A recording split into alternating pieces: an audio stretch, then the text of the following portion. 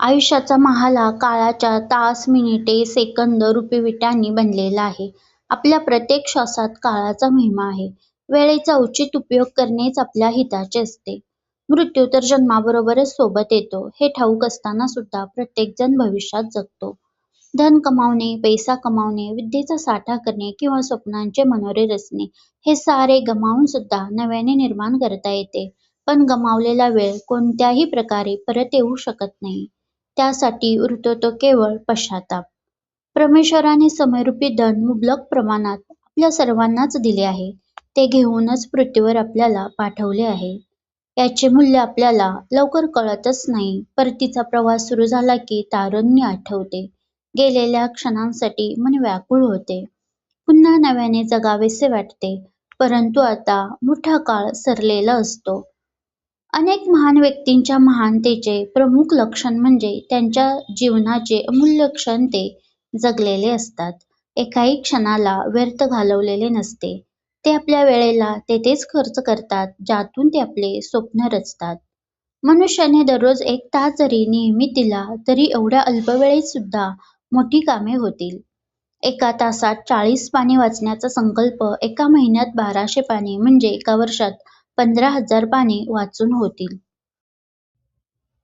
हा क्रम असाच राहिला तर 10 वर्षात 1,00,000 पाने वाचून होतील. एवढ्या पानांमधून शेकडो ग्रंथ वाचले गेलेले असू शकतील आणि हे एकाच विषयाचे असतील तर ती व्यक्ती त्या विषयातील तज्ज्ञ बनू शकते. ईश्वरचंद्र विद्यासागर वेळेचे भोक्ते होते. त्यांच्याजवळ कमालीचा वक्तशीरपणा होता. असेच उदाहरण महात्मा गांधींचे सुद्धा प्रेरणादायी आहे. त्यांनी आयुष्यातील प्रत्येक क्षणी देशासाठी कार्य केले. सामान्य लोक गप्पा गोष्टींमध्ये वेळ घालवतात, तर तेथेच असामान्य लोक आपल्या उपयुक्त कार्यासाठीच तो वेळ देतात. ही सवय आपल्या भारतीय सर्वात तरुण मुलांना म्हणजेच बालकांना लावायला हवी. परमेश्वर एका वेळी एकच क्षण देतो, दुसऱ्या क्षणी पहिला क्षण विरून जातो. त्यामुळे प्रत्येक क्षणाला आपण उपयोगात आणावे, मौल्यवान रत्नाप्रमाणे जपावे, कोणालाही ते हवे तेवढे देऊ नये. काळ आपल्या गतीने चालत आहे. निरंतर गतिमान राहणाऱ्या या काळाबरोबर पावले टाकण्यातच मानवी जीवनाची सार्थकता आहे. असे म्हणतात, देवाने माणसाला श्वास मोजून दिले आहेत. प्रत्येक श्वासासोबत जीवनाच्या मौल्यवान धनाचा एक लघुत्तम भाग कमी होते. एक एक श्वास कमी कमी होत जातो आणि एक दिवस जीवनाचा अंतिम दिवस येतो.